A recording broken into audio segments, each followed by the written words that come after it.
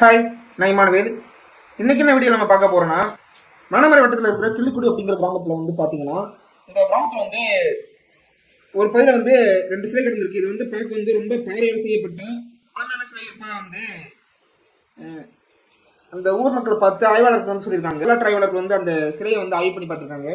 ஆய்வு பண்ணி பார்க்கும்போது அது வந்து 2 சிலை இருக்கிறத கண்டுபிடிச்சாங்க. ஒன்று வந்து பார்த்தீங்கன்னா ஒரு பெருமாள் சிலை. அந்த பெருமாள் சிலை வந்து 3 அடி உயரத்தில் இருக்கிற ஒரு பெருமாள் சிலை கண்டுபிடிச்சிருக்காங்க. ரெண்டாவது வந்து பார்த்தீங்கன்னா இந்த சிலை வந்து முழுக்க முழுக்க வந்து ஒரே கல்ல செதுக்கப்பட்டிருக்கு. ஒரே பாறைக்கல்ல 3 அடி உயரத்தில் வந்து பெருமாள் சிலை கண்டுபிடிக்கப்பட்டிருக்கு. ரெண்டாவது வந்து இன்னொரு சிலை வந்து கண்டுபிடிச்சிருக்காங்க. அந்த சிலை வந்து பார்த்தீங்கன்னா முட்டிக்கு கீழ் பகுதி மட்டும் இருக்கிறத வந்து கண்டுபிடிச்சாங்க. முட்டி கீழ் பகுதி மட்டும் இருக்கு. இந்த மாதிரி மேற்பகுதி எதுவுமே இல்லை, எல்லாம் உடைஞ்சு முட்டி கீழ் பகுதி மட்டும் இருக்கிறத வந்து அந்த ஆய்வு வந்து கண்டுபிடிச்சிருக்காங்க. இந்த இந்த சிலையில வந்து பாத்தீங்கன்னா இந்த முட்டி கீழ்ப்பகுதியில் இருக்குன்னு ஒரு சிலை சொன்னேன். அந்த சிலையில வந்து ஆடை வந்து கொண்டைக்கால் வரைக்கும், அதாவது கீழ்ப்பகுதி வரைக்குமே இந்த ஆடை தொங்குற மாதிரி வந்து வடிவமைக்கப்பட்டிருக்கு.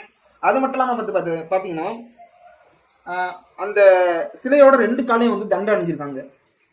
தண்டை அணியப்பட்ட ஒரு வடிவத்தில் வந்து அந்த சிலை வந்து கண்டுபிடிக்கப்பட்டிருக்கு. இது வந்து பிற்கால பாண்டியர் காலத்தை சார்ந்த சிலைகளா இருக்கும் அப்படின்னு சொல்றாங்க. அதாவது பிற்கால பாண்டியர் காலத்தை சார்ந்த பெருமாள் அப்புறம் ஸ்ரீதேவி சிலையா இருக்கலாம் அப்படின்னு சொல்றாங்க.